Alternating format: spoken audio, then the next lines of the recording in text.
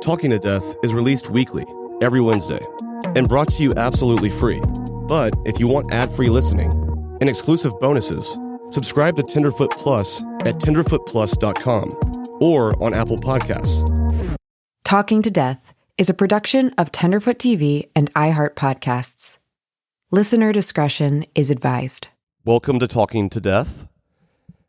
If you're an Up and Vanished listener and this is the first time you're coming here, thanks for stopping by. This is my weekly podcast where I talk about true crime, UFOs, pop culture, other random weird shit, and I interview my friends, peers, and other people that I look up to and try to just figure out how they're getting through life like we are.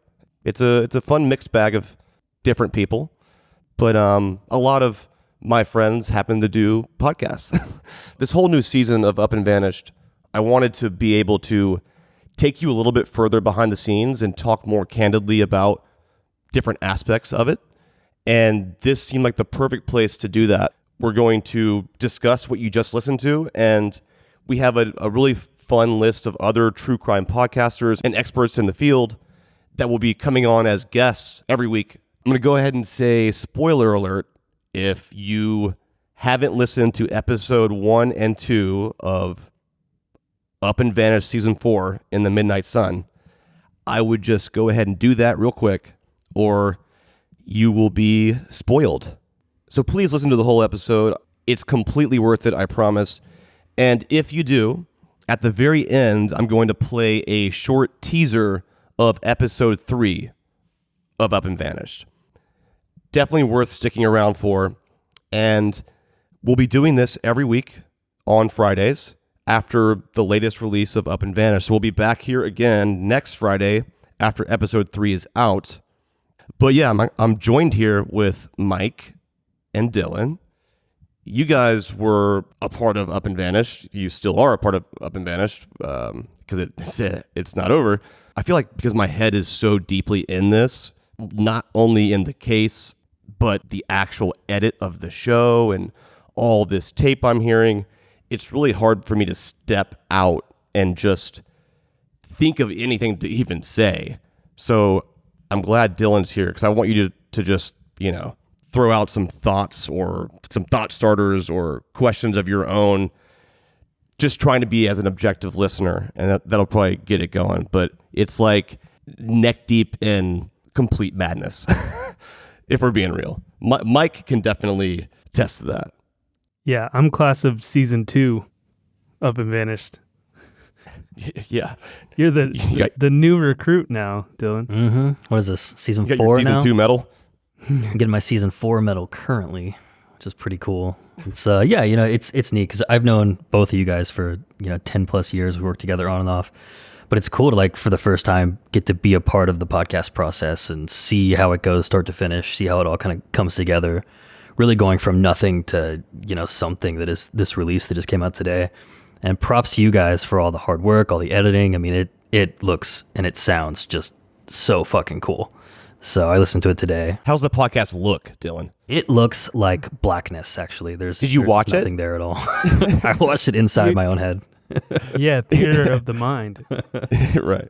But no, I'm stoked to be here. I'm stoked to get to talk to you guys about it. For those that don't know me, which is literally everybody, I'm the producer for Talking to Death. I'm the lead producer. So it's cool to get to do this crossover and, get to see these worlds come together behind the scenes. But to that end, we want to kind of use some of this time in the intros for Talking to Death to interview Payne, interview Mike, and I guess myself as well. I can chat about it and just kind of chat through the process, chat through your thoughts. Eventually, maybe we can use this time to answer some questions or comments about the episodes as we go. But yeah, I'd love to just jump right into it if you guys are ready. Let's do it. Let's talk Up and Vanished, baby. Let's do it. I'm so curious what your thoughts are now that episode 1 is out and it's released and you can't mess with it anymore. How are you feeling? I mean, I'm numb to it at this point, honestly. The only time I ever really listen back to an episode, in terms of going back in time once it's published, is the day that it comes out and it's too late to delete it. I'll give it one listen through that day. And so anything I didn't like or I thought could be better or whatever, it definitely sticks with you because you can't change it and it's frustrating. But that's kind of my method. But the thing is, it's once it's out, I'm already on to the next thing. My head is deeper in this case than the context of 1 and 2, and a lot of that is still actively happening, and that's the most important thing to me right now. I mean, it's so much to get through, so much to work through and put it all together, and I can't even imagine how it feels. It's probably a feeling of relief to some degree, to just be like, it's finally done, it's out, and people are hearing it now. But then there's this whole other side of, now people are listening to it, and what's that going to mean? It's like a quick, tiny sigh of relief, but then it's like, I know that this is also just getting started. So it's not like I have just accomplished something and I'm like, thanks guys, see you later. It's like, no, it's just now beginning in a lot of ways. So let's talk about episode 1. Set the stage for us. You're kind of giving the audience a peer into your journey into Nome, your first introduction to the case. You're setting up a little bit of backstory and background on Flo, and kind of describing what Nome is like. I mean, what was your experience with all of that? Well, I was thinking about like what I could say that would be interesting about episode 1, and one thing actually stood out. And when I was building the episode, I was contemplating whether or not to include this part because I felt like people wouldn't believe it. And the part I'm talking about is how Cooper told me about this case, and I had really decided to do this.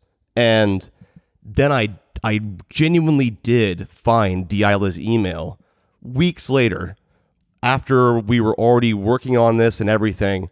I was hoping that would just feel authentic, because it is.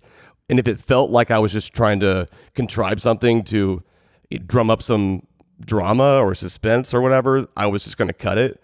But I was like, I thought it was wildly weird and unique that happened. But I could easily see, as an objective listener, you're like, okay, yeah, bullshit. You know what I mean?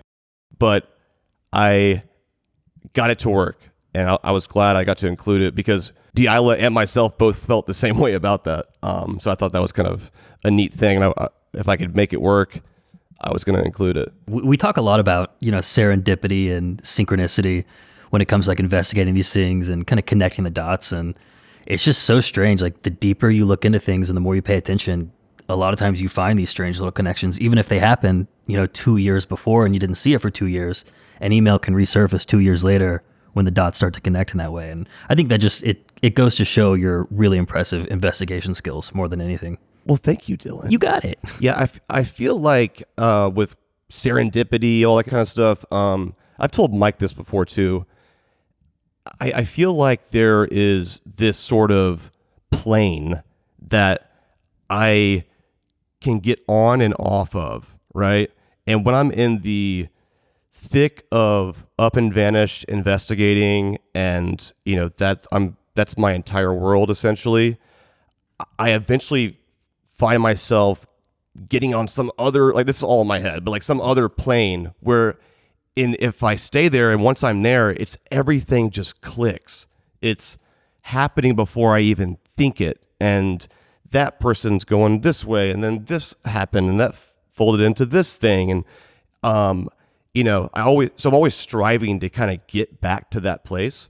But I also can tell when I'm not there too. I'm not always there.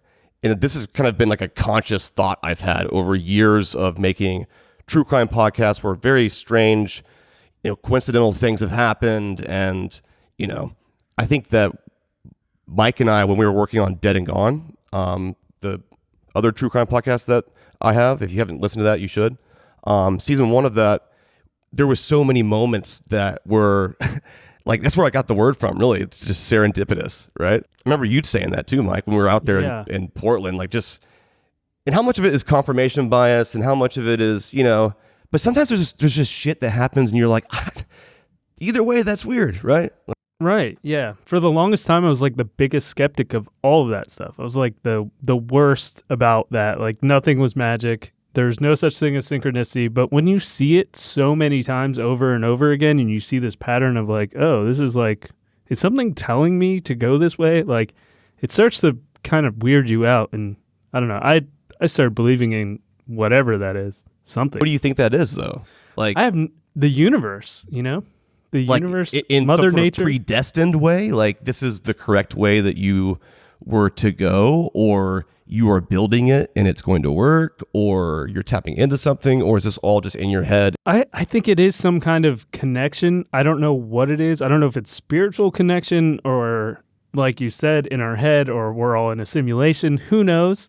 But I don't think it's necessarily telling me I'm going the right way. I think it's just it's like when people say, well, a small world, it's like, what are the odds of you running into somebody like in Alaska that you went to high school with or something like it? Just as an example, that's really like statistically unlikely. And a lot of the stuff that was happening on Dead and Gone, I was like, this isn't confirmation bias. This is something else in play here. This is like already turning into like a spiritual cult sounding podcast right now. This is what happens when you are just using your brain at its full capacity, trying to solve an unsolved missing persons case. Genuinely, you start thinking this way because it's so heavy. There's so much going on. There's so many people that we are talking to constantly, and it's not even everyone you hear on the podcast. There's a lot of people in the community that we're tight with, and law enforcement, and this agency, that agency, other journalists, and there's so many moving parts, and it's a living, breathing thing that you feel like you're genuinely a part of and you want to take care of, and you start thinking this way about it when things start clicking. Where was your mind at when you first landed in Nome, and do you kind of remember where you started the investigation? When I touched down in Nome, it just feels like you're on the edge of the world. Because you're looking out and it's nothing but ocean, right? And you check your maps on your iPhone and you see Russia right there, right? And I'm just thinking to myself, I'm still in America, right? It's just so geographically far from where I live that it's almost hard to comprehend that we're in the same country, just geographically, right? You feel like you're far away from what is familiar to you. As an outsider going there, right? It's just a tiny place. It is incredibly small. I mean, we've all been there. Like, you've been there too, Dylan. We did a lot of walking around. Like, you can mostly walk everywhere, unless you're going to the airport. That would just be a longer walk, but you could do it. Once you kind of leave where the housing is, it's nothingness. It's just tundra and mountainous terrain and just wildlife, and it's right around the corner, and I've never really been to a place that felt like that. So the journey to Nome is, you have to take several flights to get to these places that you're going. Along the way, you meet this character, Ray, who is just like such an interesting old man. What can you tell me about him and the experiences you had with him? Well, firstly, he is a super nice guy. He was just a friendly old man, and he almost seemed like a storybook character to me. Like, what's that? Like, not the Monopoly guy, but what's the other guy with the monocle or something? Like an old miner. Are you talking about Mr. Peanut? Mr. Peanut. Who is Mr. Peanut? Yeah, who's that? The Planters. The Planters. Yeah. No, you know who he actually reminded me of? The the neighbor in Pet Sematary. You know what I'm talking about? Oh, yeah. Just a little bit of that, too. I was just, it felt like a small world to me that we bumped into this gold miner so quickly upon landing there. And that seemed like it was a mandatory interview that I needed to prioritize in the moment because of the circumstances of Flo's disappearance. She went missing on this beach where basically only the miners live and camp. And this guy has been mining there for 25 years.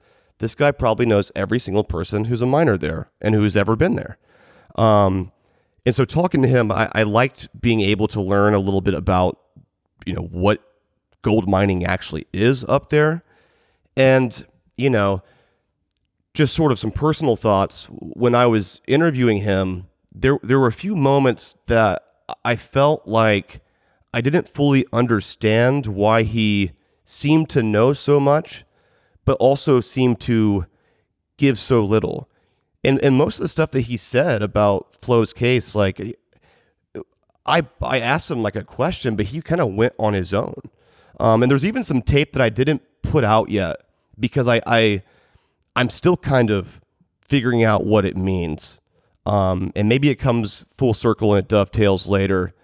And if it doesn't, then I'll just tell you what it is. But I don't want to jeopardize it in the moment. But there are some things that I heard that I thought were really strange beyond what you heard. And I'm just curious if that's just the way that it sounds or if it connects to any of the things that I am dealing with now in terms of the persons of interest in her disappearance.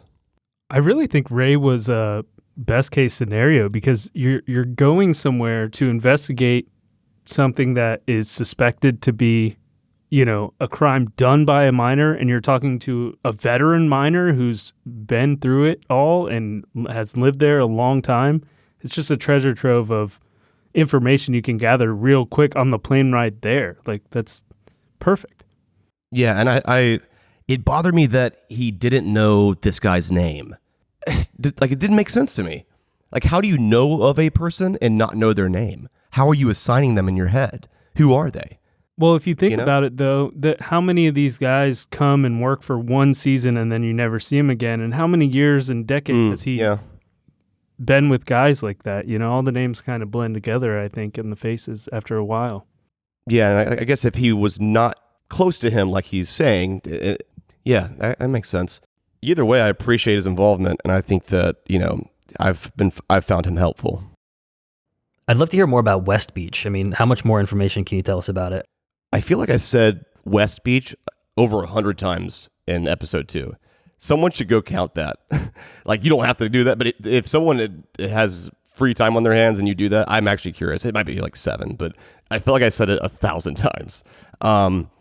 West Beach is, it's not still that way is the thing. It used to be years ago, this big, huge tent camp on the coastline there. And the city eventually got rid of that. They fought them on that, and they all had to move. So there's not people, outsiders, visitors, camping for free out there on the beach like that anymore. But when Florence went missing in 2020, it was kind of at the height of that. So there was a lot of different strangers going to and from town on that beach. Yeah, I think there was a whole protest, right? They didn't want them camping on the beach anymore because they would come in seasonally and not buy a house or rent a house and just camp out basically on their work site. Yeah, it's I think it's a weird clash of the native culture that's been there forever, and it's like the gold rush hasn't stopped, even though they've mined so much gold out of that place, and there still are deposits, but it's in a way it never stopped, right? So going into Nome, it's a very, very small town, population 3,000. Most of the traffic that comes through Nome hangs out on the main street called Front Street. It's right there, right on the coast, butting up against the ocean. What was your experience hanging around Front Street, interviewing people in bars, going into different places, seeing that slice of life there? I feel like in every true crime documentary, they always say like a quiet little town. And Nome isn't really a quiet little town. There is traffic. There are loud vehicles and ATVs and bikes and stuff like kind of just zipping around. What's bizarre is we went there first in the time period of summer where it's at its peak daylight, where it's daylight almost 24 hours a day. It never really gets dark. Like the darkest I ever remember it being was probably like 3 a.m. And one time I remember we had to change Airbnbs, and Mavs took the truck. I don't know why he took the truck, but we really needed it. And I had 4 suitcases, and I was trekking through the mud. And what's crazy is I was exhausted, and it was 2:30 a.m, and it was broad daylight outside, but it was completely silent. Everyone was inside sleeping, and I felt like I need to be inside sleeping too. But I'm walking around and it felt like I was in a ghost town. In the summertime, it's so much different than it is in the winter. And we got to see a full circle of that. There's not really much to do in Nome except go to the bars on Front Street at night. So we were hanging out there in a booth. And I remember I looked up and Mike was talking to a woman at the bar. She tells this story about this guy whose name starts with J. Can you set that up? How much of that do you remember about how that came together?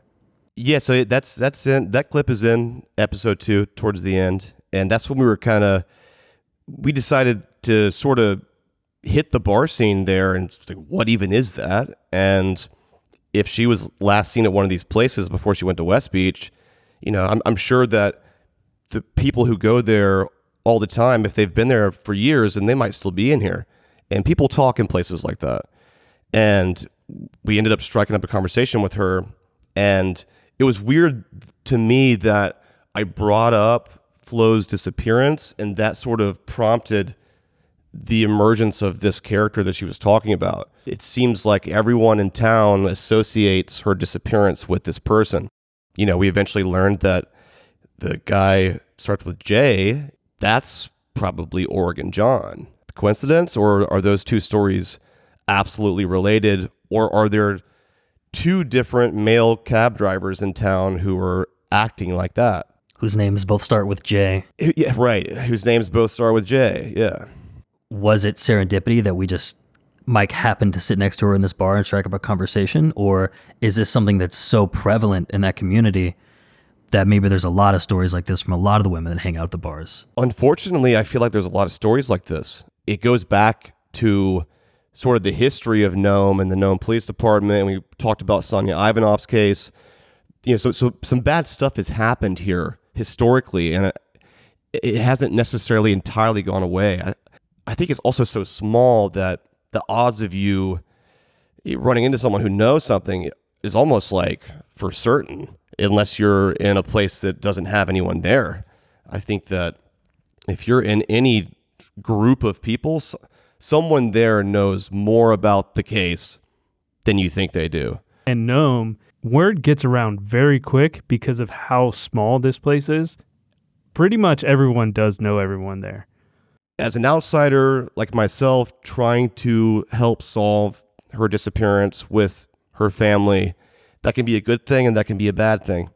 The good parts of it are that everyone does know everybody, meaning that everyone's like 1 degree away. And so you're always closer than you think to the smoking gun, right? And then also everyone knows each other, and if you tell this person this, they might say this or this, and that goes around, or maybe these families don't like each other, and you're getting sort of information that isn't necessarily, 100% true. And you got to be able to look at it that way and be objective as a journalist, and take everything you hear with a grain of salt a little bit and do your own poking around and investigating. So Wendy, who you heard in episode 1 and 2, she told us a story about when they were searching, she was being followed by this truck, and it really spooked her. You can hear the genuine sound of fear in her voice in those videos. And so she sent me those videos, and I got to see an interaction with Nome police, and it just seemed like, to me, just from what I watched and what she told me, that it wasn't really being taken that seriously. And if this were a real threat, if the truck that was following them was up to no good, then in a lot of ways they put them in danger by doing that, by not taking it seriously. And I analyzed the video, and I don't want to put out the video with the truck in it yet, because I don't want to highlight some person's vehicle that I don't necessarily 100% know whose it is, but I have some ideas. So I'm sure people are like, let me see it. And I'm like, I'll show it to you later. But yes, I found that story, 1, terrifying. 2, I think that if it if what she's implying is true, if that is what we think it is, then there's more than one person who may know what happened to Florence that night. And I think that people are trying to protect themselves. Why else would you try to shoo them off the beach unless you didn't want them to search the beach? Well, why didn't you want them to search the beach? Are you just being an asshole? Or are you trying to say, stop poking around over here? End of episode 2, we learn a name for the first time, and it's a nickname, Oregon John. I feel like if you've been an Up and Vanished listener since the beginning, I don't know what's going on, but Oregon John, Catfish John, Bo in season 1, Bo in Dead and Gone. I'm not making this up. I'm also not even saying anything by that. I'm just saying there have been some consistent names associated with important players in these cases. And so we learned about this person who goes by Oregon John, right? And as a listener, I can assure you that we explore that to the fullest extent. We go all the way there with it. I think that there are other things that we're still trying to learn right now, but it all starts to go back to the same story.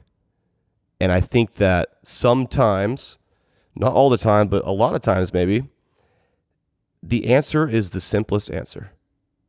It's not some super complicated aliens came in here, serial killer. Nope. It's sometimes just exactly what it looks like. So the structure of Talking to Death typically is that Mike and I talk in the intros, and we basically just talk about what's going on in our personal lives and podcasts, and we eventually get to setting up our guest of the day. So today we have an interview with one of my good friends. She's an amazing podcaster. She's a true crime podcaster. She's a journalist, Pulitzer Award winning, actually. She is super talented. She is one of the strongest voices of justice that I know about. And she is amazing at what she does. She works a lot in wrongful convictions. She does her own investigative journalism and investigative podcasts like I do. She has a podcast called Murder in Alliance, which is really good. I highly suggest you listen to that if you haven't. And she's just super talented, super sweet. But I sat down with her and we talk a lot about making true crime podcasts and sort of the journey into this and how we both sort of cope with some of the hard parts of this and what keeps us going and sort of the silver lining of all this stuff. And so it was a really interesting conversation that I felt like I learned a lot from. And I feel like it's a good way to start this sort of Up and Vanish, Talking to Death crossover thing we're doing, because she is a super talented, legitimate journalist who puts herself out there and really investigates these cases. And I think that's just super admirable. So without further ado, here's Maggie Freleng.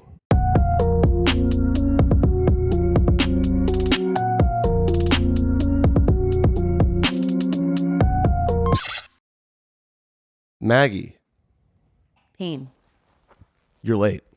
Really late. This was supposed to be at 3 p.m. But where you were looked pretty cool. Yes, it was very fun. It was a punk show in Bushwick.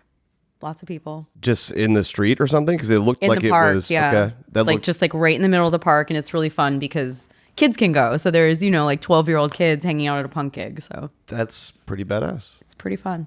So you live here. I live here. wanted You're to in come. my city. I'm in your city right now. Came from Atlanta just to see you.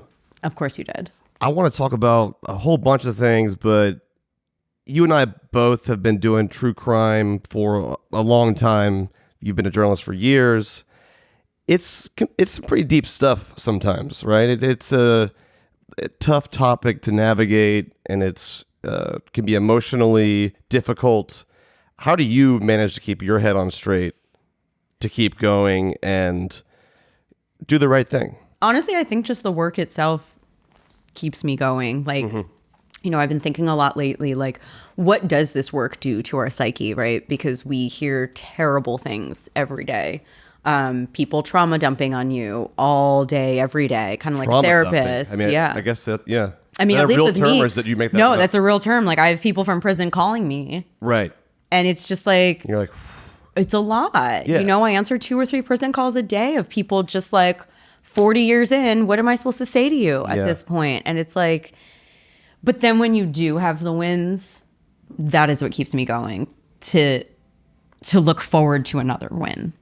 yeah, I feel like, I mean, as a listener, you may not grasp that entirely if you're just a true crime podcast listener or something, but I feel like for the creators and journalists who do this full time and are pretty good at it and do amazing work, you cannot fake it. There's No. got to be real compassion there, Absolutely. or else you're not going to be able to get through it. Well, and you said the right thing. It's like the good journalists and the good reporters and podcasters that do this, in order to connect with somebody, you do have to take on some of that emotional burden. Like, it is about compassion and connecting. And how do you connect with somebody if you're not going to have empathy with them? And so that's a lot of emotions to take on. What's been the hardest part for you so far? The hardest part was actually when I got it wrong, when I did Murder in Alliance and I thought this guy was innocent. And I spent 2 years trying to get him out, and we discovered that he was not innocent. In hindsight, how do you think it happened that way? Or why did it happen? It was a crazy case. It was a case that deserved to be looked at 22 years later. The police were absolutely corrupt, completely botched it. It was just one of those things where it's like the police department was so fucking stupid. There was no way they could have created a multi-agency, multi-person cover-up. Like, it just wasn't going to happen. Right. And I felt betrayed, one, by this man that was in prison, but by myself. I felt like I couldn't trust myself after that. Like, Yeah. how did it was just, I think I went into it like believing in his innocence, or at least believing there was something wrong with it. And I shouldn't have gone into it like that. I just Right. shouldn't. Or at least wanting to believe that this guy's telling you the truth. I wanted to. I mean, I really liked the guy. I Right. really I'm sure he's fucking liked him. probably nice, Yeah. but maybe he did a bad thing. Slit his pregnant ex-wife's head. Yeah. It was Pretty bad. Yeah. It's not good. Not good. So do you think in hindsight you ever had a moment where you may have thought, I don't know, but at the time you had your blinders on a little bit? And I feel like it's through moments like that that you get better at what you do, Yeah. right? Like, do you look at it that way at this point, or how do you see it? Yeah, no, absolutely. Like, ever since then, it was like, okay, I have this new label of like activist journalist, right? That was never a thing like 20 years ago. Journalists need to be unbiased, objective, but we know now there's no such thing as objectivity. So I have this like label of like activist journalist, which also affords me the privilege of being able to connect with people. And I just think, I'm very empathetic, and I want to believe that when someone tells me something, it's true. And so now I know, like, I'm not going to make that mistake again. Even if I like you, even if I think you're the most innocent person on the planet, I just need to not get so wrapped up in it. Yeah. I mean, that's smart. And that's just, that's how you'd have to do it Have if you're to. going to do the right Have thing, to. right? Well, roles reversed. Like when you went into the Tara Grinstead case. Yeah. What did you think about that? At which stage? Like in the beginning? I mean, when you started, I guess, getting like names of like people that could have done it. I mean, Bo and Ryan, you Right. had their names. I think that I went down every single person that was a person of interest in great depths, and there were so many things that were weird and suspicious, but it was never fully convincing. It was just all kind of circumstantial. You could paint it this way if you wanted to. It doesn't look good because we don't have the bad guys yet. And I would just kind of toggle back and forth and, learn one thing about this person and start leaning more that way, just like internally in my head. And then once they announced that it was somebody else entirely, it kind of actually made more sense. And, you know, I got a lot of shit for that, but I personally feel like, you know, sure, I went down and explored all of the publicly named persons of interest that had been in the media for the past decade who knew Tara and were acquaintances of hers. I explored all those same things in more depth. And if anything, I think we learned that they didn't do it, because I never learned that they did do Right. it. And I think that also is what helped us get to the point where, hey, we were looking in the wrong place. And if you really want to throw the salt on it, you could also say that in 2005, they got a tip with these guys' names and they fucking blew it. So, you know, but I also learned a lot because I was trying to be objective, but it wasn't that convincing to me that it was someone totally out of this bubble here. But it was also the only bubble I knew to look at. But now I know, hey, it's not always right here. Look over there. There's got to be some sort of weird reason why this thing is unsolved for all these years. If one of these guys did it, like, why didn't they find anything yet? And in hindsight, I see it that way now. Well, that's like what happened with this case I was just talking about. The reason we came to the conclusion, like, not that he is guilty, but that we couldn't help him. There was nothing we could do because we did a 2-year investigation, boots on the ground, and found absolutely nothing pointing away from his guilt. No one changed their story. Every witness stuck to what they said. We found nothing that could help him. And it was like what you, like, kind of in like the opposite vein. Like, there was nothing we could do to help you because we found no evidence for your innocence, really.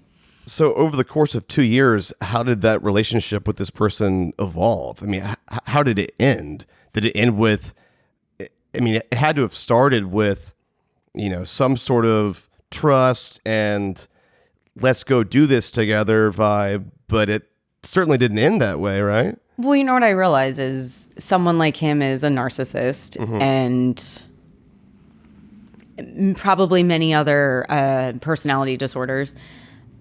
So he knows how to hook somebody in, how to be this like charming guy. I'm wrongfully convicted. I had a kid. My wife is dead. Like, I'm just this lovely guy and the world did me wrong. So Did you feel duped by him? 100%. Yeah. And I put my phone call in the podcast with him where I confronted him on all of this. And Good. that was really what solidified it for me, was confronting him. Why did you lie about this? Yeah. Why did you lie about this? This didn't line up. Why did you omit this? And there was no answers. There was no answers. Right.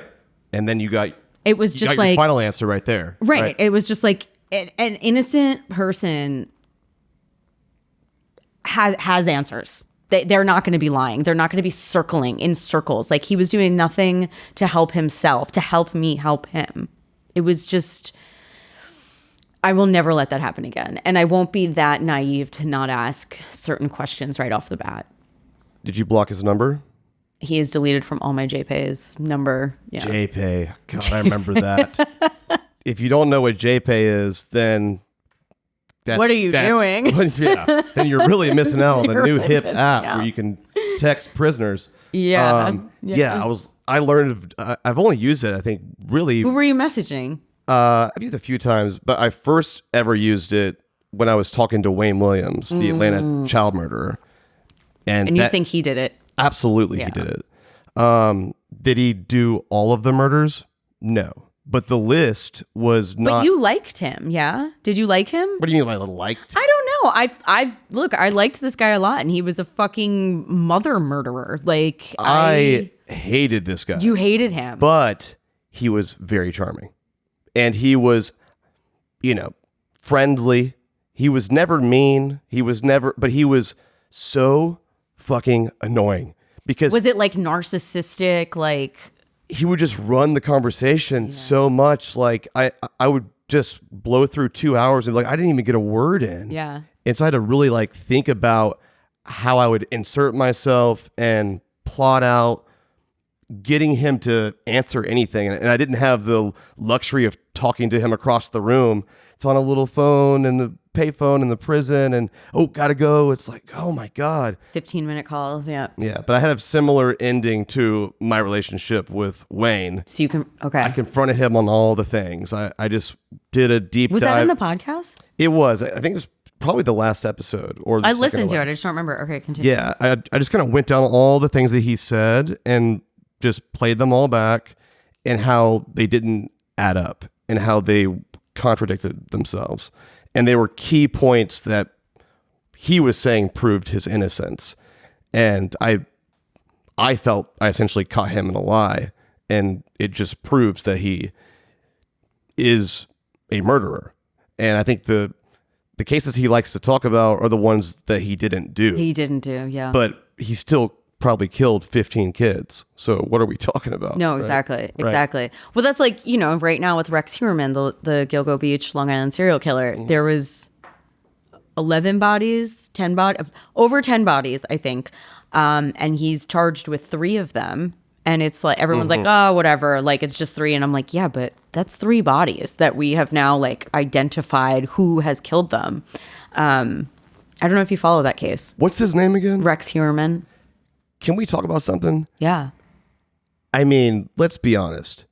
Doesn't he look like a serial killer? Yes. He's actually. I mean, if there was a look, he has it. Well, I feel like the look was like, it used to be like the Dahmer Bundy look, like the glasses and like, you know, the nerdy looking dude. And now I feel like, yeah, Heuermann was an ogre. That's what the witness said. They they bungled this 10 years ago. And she said it was an ogre dude. That is, well, there he is. There he is. Yeah. There he is. I mean, it looks like he's wearing a mask of his face. Skin suit. Right. Like it's a weird Men in Black, mask sugar of water. his own That's face the second on time his I'm face. quoting Men in Black today. Yeah. Yeah. It's, you said you're quoting Men in Black today? Like the original? Second time, yeah. Remember when he wears the skin suit and the sugar water and the sugar Oh, water you talking starts about the coming out of roach his guy? Yeah. Yeah. Sugar. Sugar water.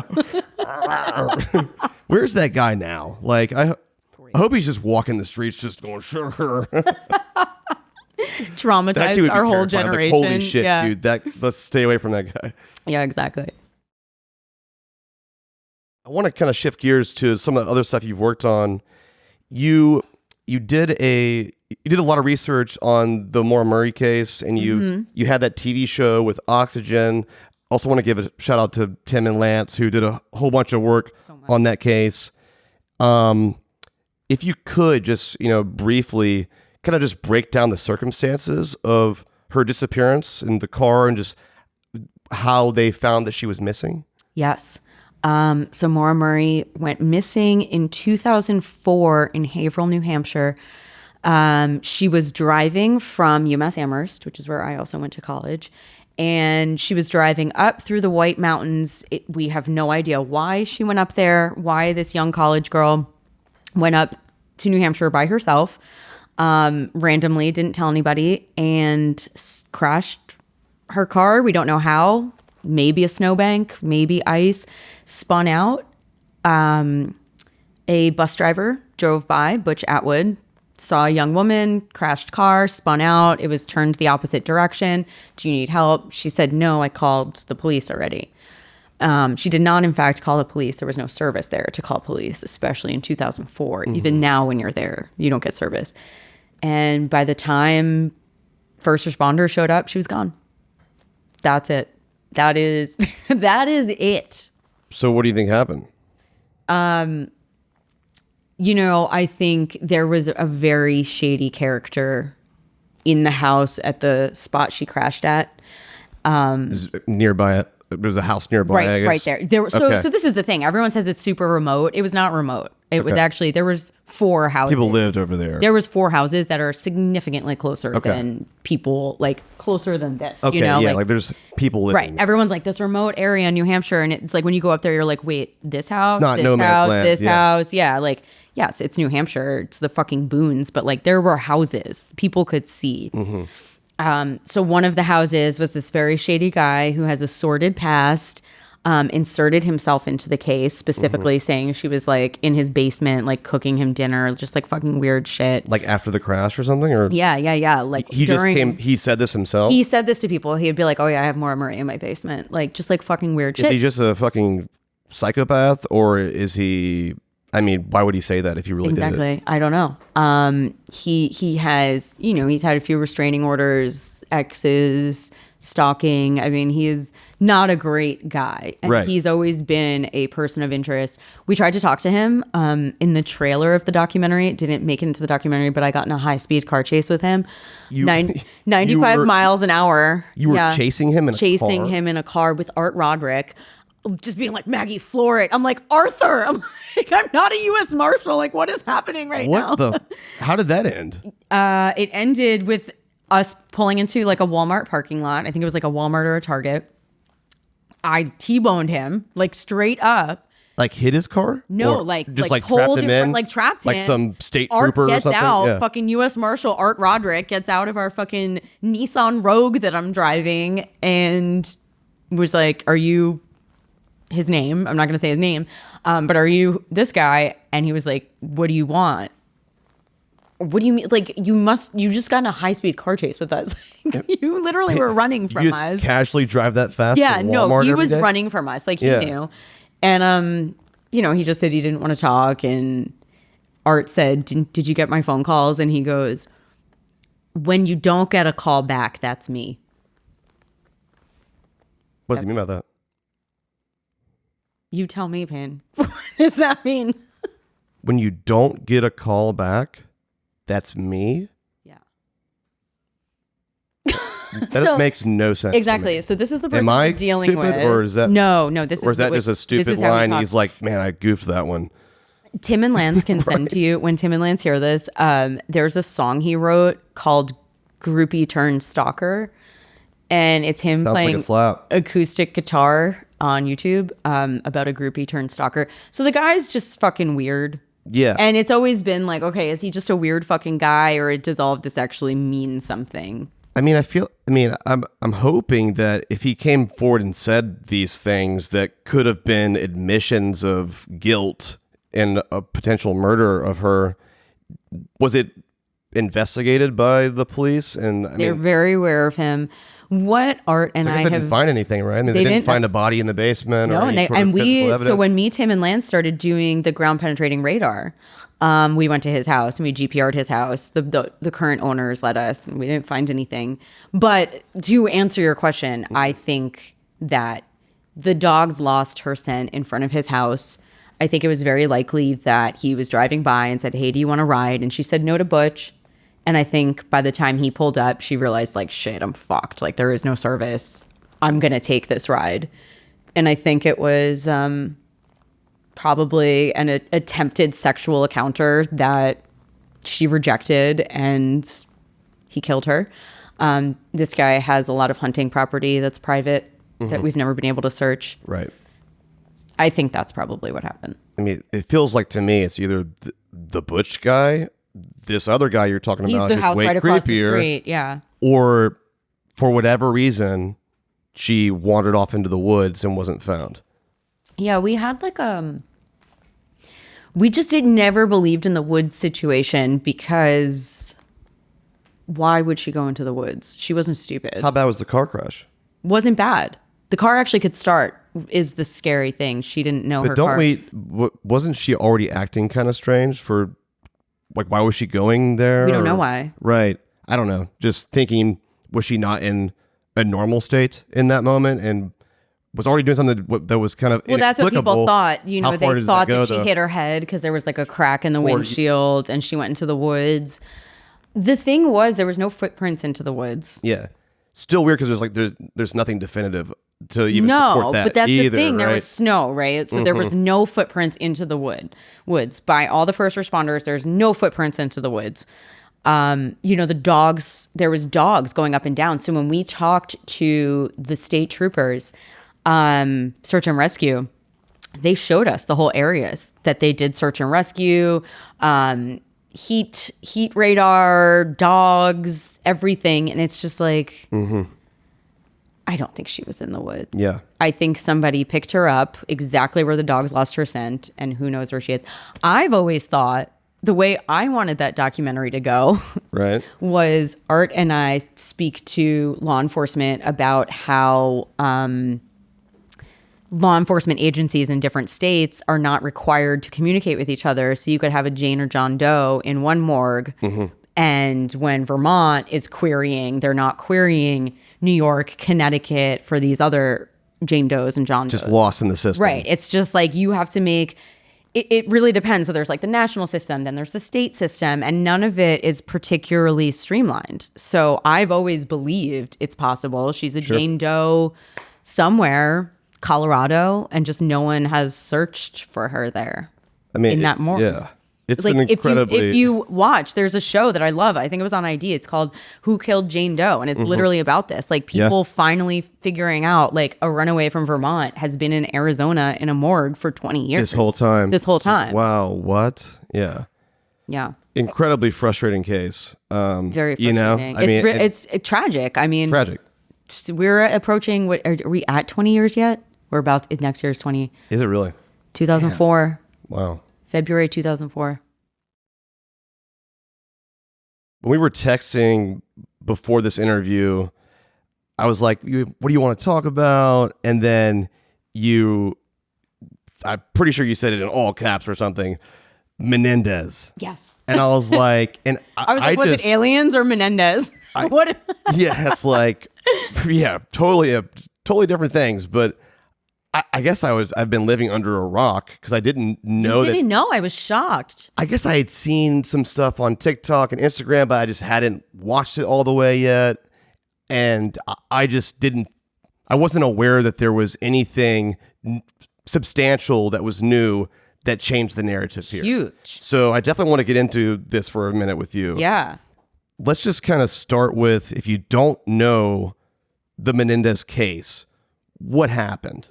Okay, so are we the same age? I think, what year were you born? 87. Okay, so I'm 89. So you were 2 when the murders happened. So Eric I and don't remember them. Yeah, so Eric and Lyle Menendez were 2 young boys, 18, 19, college age. One of them might have been 20, don't quote me, but I know they were 18, 19, 20, something like that. 2 brothers, grew up in an affluent family in Los Angeles. Their father, Jose Menendez, was part of RCA Records. You know, what people saw was this, you know, high income, happy, all American dream family, right? He was an immigrant and they made it here in America. In 1989, the boys murdered both of their parents point blank with shotguns and went on a spending spree, then were arrested. And that's really what the rest of us know. Court TV, this crazy trial of these 2 young boys for murdering their parents. And the narrative was they were spoiled rich kids. They were mad at their dad for some money. And the spending spree afterwards is just because they wanted their parents' money. Mm-hmm. And that was the narrative. I mean, that's what I remember growing up seeing. Like, Yeah. I do remember Court TV, and I do remember watching OJ, and like I just remember, you know, we were 5, 6, you were a little older, but like that's stuck in my head, and I always remember these things. Their faces to me in the courtroom are kind of Right. this iconic image in my Kind head. of like Argyle sweaters, and it was all really intentional too. Yeah. But the narrative was these kids, cold blood, murdered their parents because they're spoiled assholes. Right. Was the narrative. And we always heard about this abuse excuse is what it was called. There was 2 trials. Their first trial, they were acquitted.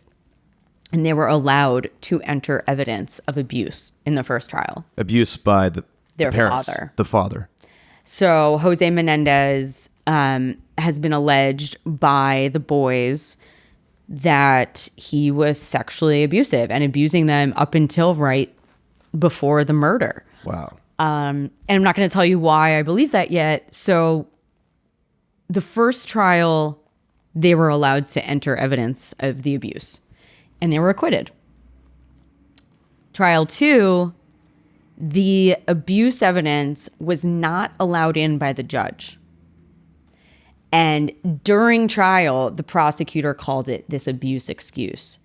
And that was the only defense they had. They didn't have a defense. They admit, yes, we point blank murdered our parents in cold blood. They did not. We did this. We did this. This is why. But this is why. However, trial 2, they were not allowed to put in a this is why.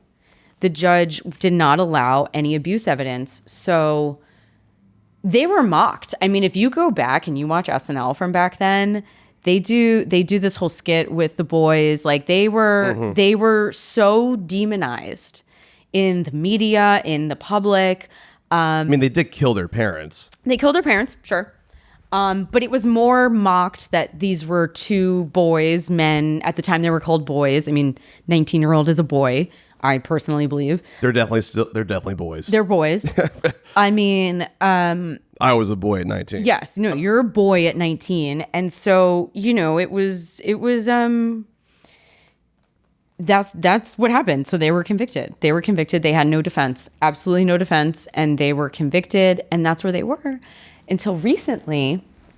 A man named Roy Rossello, who was in Menudo. And for people who don't know Menudo, they were an incredibly popular boy band, like literal boys, like 14-year-olds in the 80s from Mexico, Colombia. Okay. Like Latin American artists Yes. that were like a NSYNC All Spanish. kind of thing? Yeah. Or? It was a Spanish NSYNC. So they were from Puerto Rico.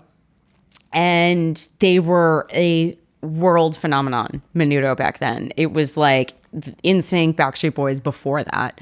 The world loved Menudo. The interesting thing about Menudo is that they had to be boys. So they would age out. So there was a lot of members of Menudo. It wasn't just What do you mean? Happy like boys? like by the time they'd turn like 16, 17, it was like, okay, we got to get another boy in, like a 14-year-old. So it was never the same band? It was never the same band. It was just a never the same title? band. The whole thing was that they wouldn't get old. So it was like, imagine Backstreet Boys. new how Justin we knew them. Timberlakes every couple of New years. Justin Timberlakes every year. That was the whole like appeal of Menudo. It was just like these young boys that were always singing these like awesome pop songs. So this one boy, Roy, was in Menudo during their prime, and Jose Menendez was one of the record executives at RCA Records. And recently, Roy Rossello has come out and said, I believe Eric and Lyle Menendez because Jose Menendez actually sexually assaulted me when I was a child in Menudo. And then all of these Menudo boys started saying, oh yeah, no, if you were in Menudo, you were being like sexually abused by Wow. Jose Menendez. And there was another guy that was just as bad, his partner. So that has now led us in 2023, where we now know that boys can be raped and abused, because we did not believe that in 1989. Right. Boys could not be raped. So now in 2023, they have filed a habeas corpus petition, which is their attempt to get a new trial, to present the evidence that was never allowed in back in 1994. And so if they are able to pull this off and enter this new evidence, because they still did kill their parents, and this was, they've admitted to that, how does it change the consequences? So basically, if this evidence was allowed in back then, they wouldn't have had a murder first-degree charge. Okay, like a in manslaughter prison. charge? Or It would have been a something? manslaughter charge. Okay, because which there is would have obviously been a significantly different. significantly different. There's mitigating Sentence and circumstances. stuff, yeah. Okay, these boys, like the abuse that they went through, and I'm blanking on which brother was specifically the one that was abused, because one of them was very, very badly abused. They would have been able to add that as a defense. Like his father, one of the main things that they found out right before the murder was that one of the brothers was supposed to be able to go to college, and that was his escape from this abusive home. Get out of this. To get out. Nightmare. He was supposed to be probably, right? allowed to go to, he got accepted somewhere in California. He was going to get out of LA, get out of his parents' house. And his dad said, you're not going. You're staying here. Like his dad still wanted to control and abuse him. So we know that this abuse was happening up until he was abusing his 18-year-old son. Like these boys were so fucked up from children to, quote, adulthood. They had just found out that their mother knew and did nothing for years. For years, she knew this was happening. That's wild. It has come out, all of this was in the first trial, that people that went to the house knew if Jose is in the room with the boys, don't go back there. Don't go back there. Yikes. Like really gross shit. And then one of the pieces of evidence, so this is the crux of the habeas corpus. With a habeas corpus, it's an appeal, but you have to put in new evidence. So the evidence could not have been litigated before. They did have abuse litigated and they were acquitted. It turns out that one of the boy's cousins, had a letter written from them, one of them, I'm blanking on which brother, from 8 months before the murder, saying, it says, my dad is so fat, it's gross every time he comes near me, like I'm disgusted, like it's gotten so bad, like I think the cousin was Andrew, he's like, Andrew, it's gotten so bad, you don't know, like every night I wake up thinking, is he going to be in here? Like very clearly telling his cousin. Before the abuse excuse concept 8 was even months in before play. the murder. Right, so it kind of validates that. Yeah. So this is a letter that they're now using to validate the abuse. Of course, there's Menudo Boys validating the abuse. So I think they have a really good chance of actually getting out of prison because if it was a manslaughter charge, they've done 33 years. They wouldn't have done 33 years with a manslaughter charge. Right. So they should have time served. It's such a weird thing. It's like just a strange scenario for me. I mean, love my dad, love my parents, but Dad, sorry, if you abused me for my whole life, I would definitely kill you too. Yes. But I would also assume that there was going to be some consequences for that. And that's the thing. There's no one saying there shouldn't be consequences. Yeah, of course. But it's like, what is your opinion on that? Well, I think, if that happened to me in like, it didn't. Manslaughter we don't know. You know what? It didn't. I haven't been abused since I was a child. There is a photo of Jose Menendez with the boys sitting on his lap, like children, like 5, 6 years old. Yeah. And his hand is in the crotch of one of the boys, and the boy he just looks so vacant. From 6 years old, this boy, all he knew was my dad is this is one of the things that they knew. What made it really valid is an aunt one time saw him, one of the boys, eating lemons. And she's like, why are you eating lemons like randomly? And he was like, because it gets rid of the taste from dad in my mouth. What child knows to do that? Like, they were raped by their father. That is horrible. Yes, it's horrible. And like to think of what they went through and then to go back and think of when we were kids and seeing all this like mockery of them on SNL, like really go back and watch that SNL. They were destroyed in the media. Absolutely.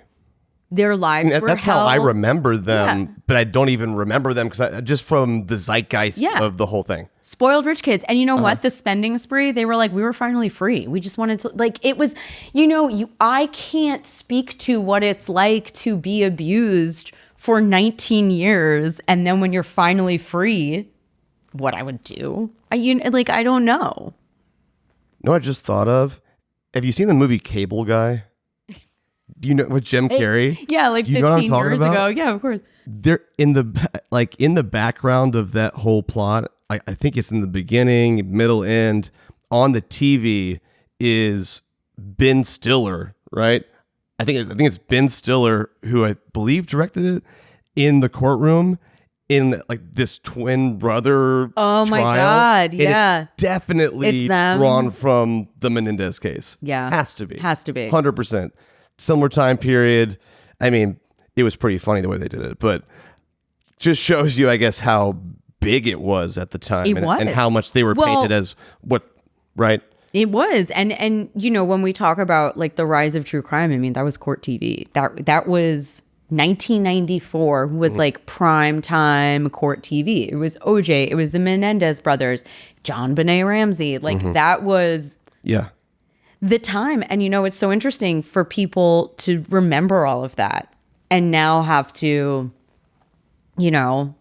30 something years later, create a new narrative. Like, actually, They're not these evil monsters that we cold-blooded fucking monsters that we thought they were. They were actually horribly abused children that did not see any way out. Dad just told me I can't go to college. I can't go anywhere. I'm stuck here with this man that's abused me my whole life. And they can't kill their parents again. So, right? I mean, I think, and that's clearly what it was.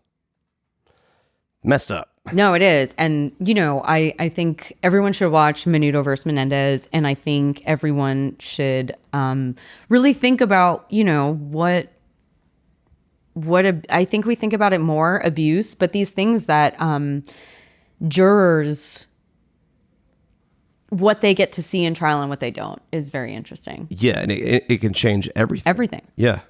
Everything. And you can see it just quite literally in this situation, this trial and that trial. You left this part out. And Well, the there you first go. one, they were acquitted. Yeah. Right. Because they were allowed to have the abuse evidence. And that's the whole thing. If this happened today, they would not have, there's no way. They would have been out in 10 years.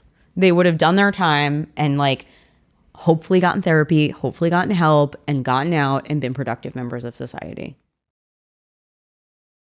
In true crime as a genre of podcasts, TV shows, documentaries, in today's age, how do you want to see it evolve from here? Do you have any strong feelings about where it should go or what should stop or there should be more of, or I don't know? I mean, it's such an interesting thing, right? Because you have shows that do one-offs like every week or like every day. I don't know. Like there's shows like Disappeared and like Cruise Ship Killers, which is one of my favorites right now. But like, you know, there are those shows that are salacious and that a lot of people would consider, you know, like trashy. What do you consider salacious? You don't have to call anybody out. I'm just saying, like, what does it sound like to you? I'll tell you, it's a show that I actually like, but Okay. Nightmare Next Door, right? Okay. I don't know if you ever watch it on ID, and it's just like, you know, the whole thing is like, and then they were having an affair. Did you not? Blah, blah, And that's blah, a blah. popcorn. Like, holy shit. Yeah, like, and Yeah. then he like cut her throat during the whole thing. It's just like weird, like puns, and I'm just like, Yeah. that's salacious, right? But at the same time, I think the reason true crime is so popular with women, and this is, I think, I've gone back and psychologically analyzed why I was watching ID from like 12 years old to now. Right. Is I think that women watch true crime to learn how to not be victims, actually. So, yes, these shows are kind of salacious, but I feel like the more you watch, like what happened to people, sometimes you learn how to not be that victim, and you can learn patterns. Like, okay, I've seen so much of this. Like, Right. do you not feel from watching true crime and listening to so much of it that you feel like you've learned things? You've learned. For sure. Absolutely. I mean, you've been introduced to scenarios that you didn't think could have existed before. Sure. Or, you know. Sure. Or unlocked some new fears. Many. Many, but I do think that women watch true crime to learn how to not be victims. And I think, you know, a makes lot sense. of I shows get are that. made entertainingly. That's the business. So like, you know, there's the salacious shows. Your question was, where do I want to see it go? I want to just see it be more compassionate, I think. I think there's a big problem with people parachuting in, trying to make a buck and leaving. I think going back to why I have this title as like an activist journalist is because I don't just use people as sources. I build relationships, which is not something you're supposed to do as a journalist. I'm not supposed to have emotions with these people. I wouldn't say that it's. I think we're past that now. That's what I mean. In terms We're of moving. You're past not that. supposed to do it. I think that you don't have to do it if you're a journalist. I think sometimes if you do it, it can mess things up, and if you don't do it, it can mess things up. Well, that's the thing. You have to But know if how to you're- do it, and you have to be skilled, and you have to be trained. Yes. And I think that's another thing is don't get me started on people that are not journalists that are not Well, qualified what am I then? I'm to be I'm doing a definitely lot not of stuff. skilled, and I'm definitely not trained. It's interesting because your bio does say like you're like an investigative podcaster. Is that what they say? Yeah, it says something like that. typed But I that? think you are though. It doesn't mean you have to have a degree. you've done this for so long that we were just talking about this before. Everything that you've learned from doing this for so long, like you are skilled and trained, and we have made mistakes. Maybe now from all the work that I've done, I remember quite vividly in 2016. I mean, 2016 was a bad year for me. was it? I mean, that was right when I started doing the Maura Murray stuff. Like, I fucked up a lot of that. I was a child. Like, that was so long ago. It's so long ago. That's when I realized, wow, the internet is really mean. Yeah. And I was one of those mean internet people to you. I'm sorry. No, I wasn't on the internet. I just you didn't were? like you. what? I just didn't like you. I think I was jealous. I think I was like, look at this motherfucker, like doing all this shit, and I'm doing the same shit, and like he's like doing better. That's it? Yeah, Look probably. at him doing his thing that I'm doing Yeah, too. I was like, look at this fucking white It's guy, only my this man doing his thing. Like I'm doing it, I'm doing it. You know, like No, like try your best to imagine back. and like, trust me, I'm not going to be offended. I would probably be like, look at this motherfucker too. I'd be like, this guy, who does he think he is? I can fundamentally understand that. oh, that's what I thought. You thought what? I did. I thought that. I was like, who the fuck is this? Who's this fucking guy? And how did it change then? When This is did my it- own curiosity. I know. When did it change that I decided I didn't hate you? This morning? It was probably this morning. I woke up this morning. Earlier I'm like, today, I I gotta go realized, see hey. this guy. I guess I don't hate him. No, we hung out. Maybe it was a crime con or something.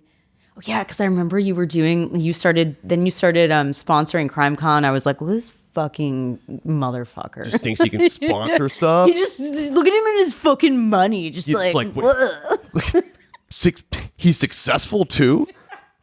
Asshole. I can admit that now. It probably was like some sort of jealousy, just like some sort of like whatever. But you know what? When I met you, which I cannot remember where we actually met and hung out, but I was like, It's probably a crime con or something. it probably was a Sounds crime right. con. But I was like, this person is not the person that I thought you were. You're just so nice and genuine. I was Thank like, you. this is not the douche that he portrays himself to be at all. I tricked your ass.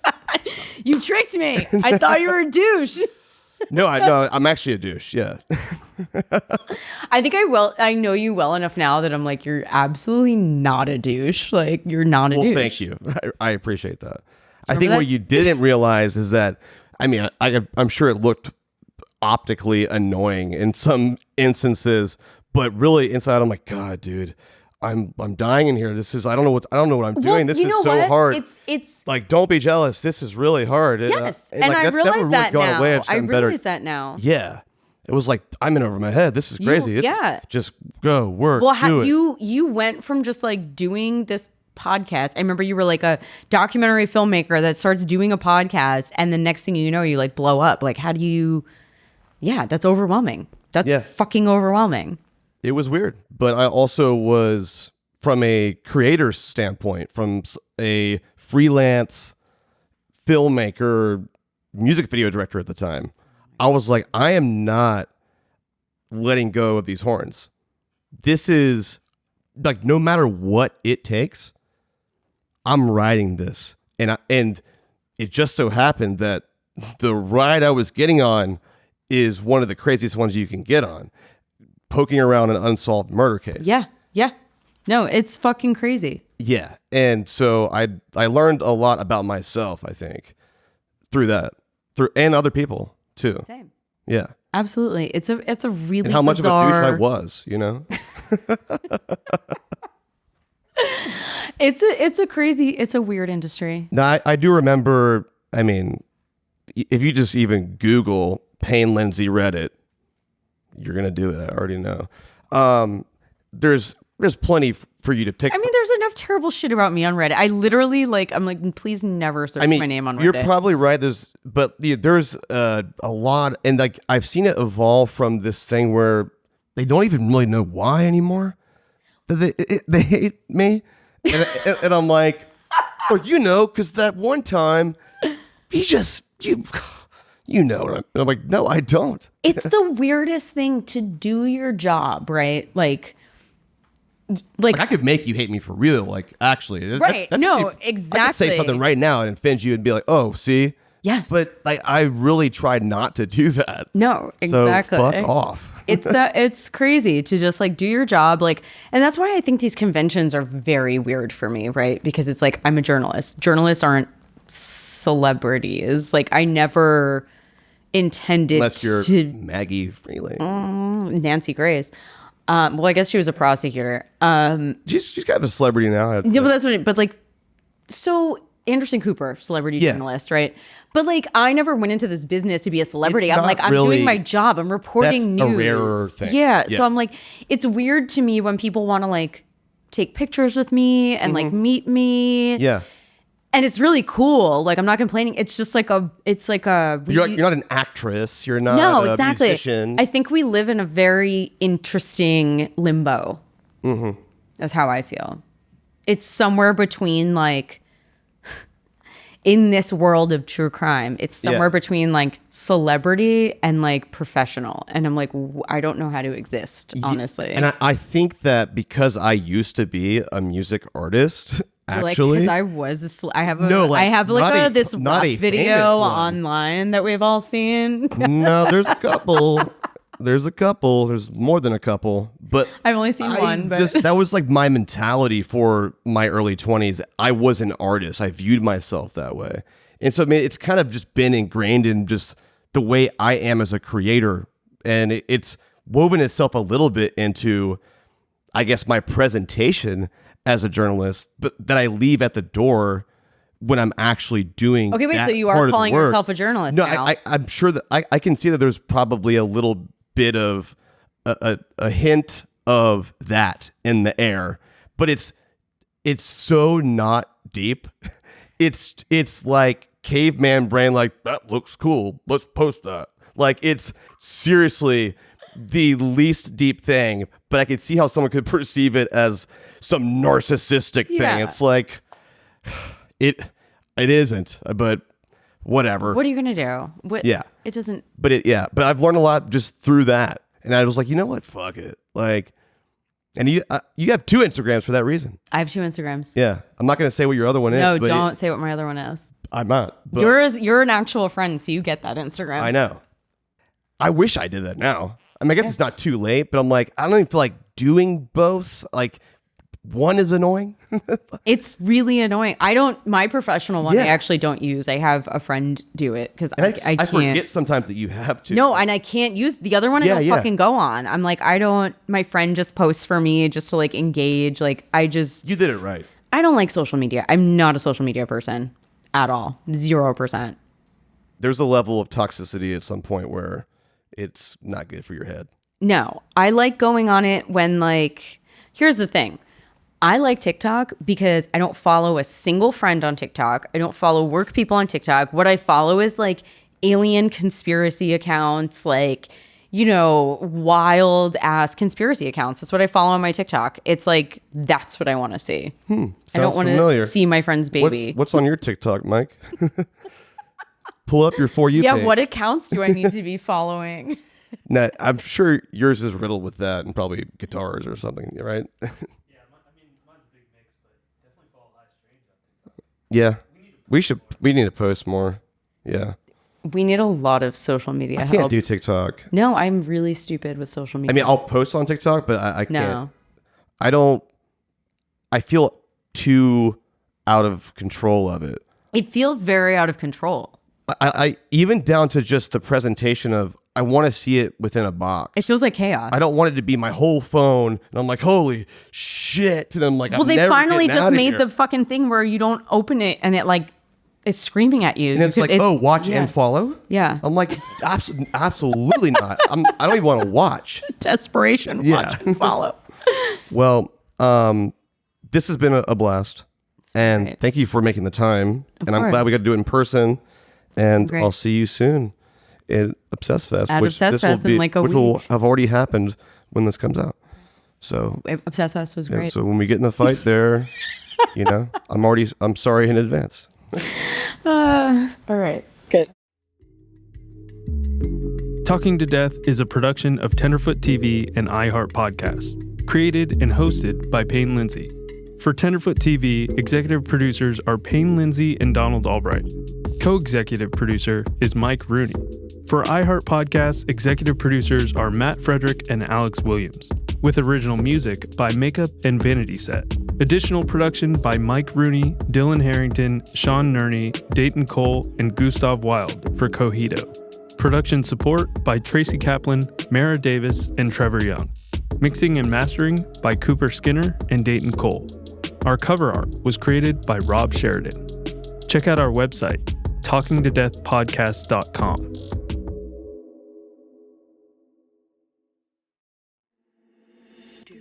Thanks for listening.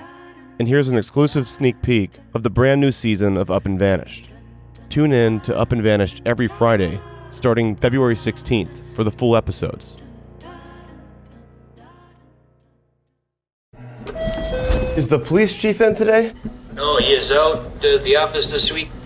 May I ask who you folks are and what's regarding? We are journalists from Atlanta, and we're here to discuss some missing persons cases. Please hold. Hey, how you doing? Hey, Payne. Payne, nice to meet you. Nice to meet you. Is there a chance we can do tomorrow? Potentially, yeah. Okay, if we can get something tomorrow, I'd be more than happy to sit down with you guys. I've got administrative stuff I got to wrap up here in a bit. But what time would work best for you guys? I mean, really, anytime tomorrow would be okay. Is earlier, midday better for you? It's probably let's shoot for earlier in the morning. We'll talk then, and then we'll make a decision. I know you guys are out of Atlanta for some kind of podcast. Yep. So just call this station, or? Yes. Awesome. Right. Thanks again, man. Appreciate it.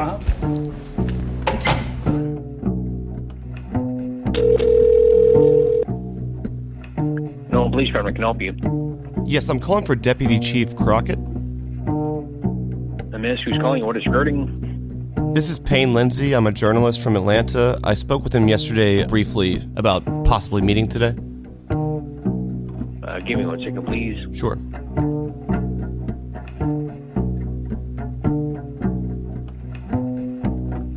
Thanks for holding. I appreciate that. He is unavailable for the rest of the day. Could I take a message? Is he not there? I wasn't able to reach him. I'm not sure what he's got going on right now. Okay. Do you know when he might be in again? I'm not sure. If you'd like, you can try calling back tomorrow.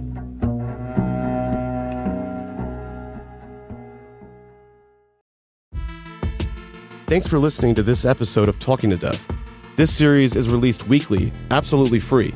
But if you want ad-free listening and exclusive bonuses, you can subscribe to Tenderfoot Plus on Apple Podcasts or go to tenderfootplus.com.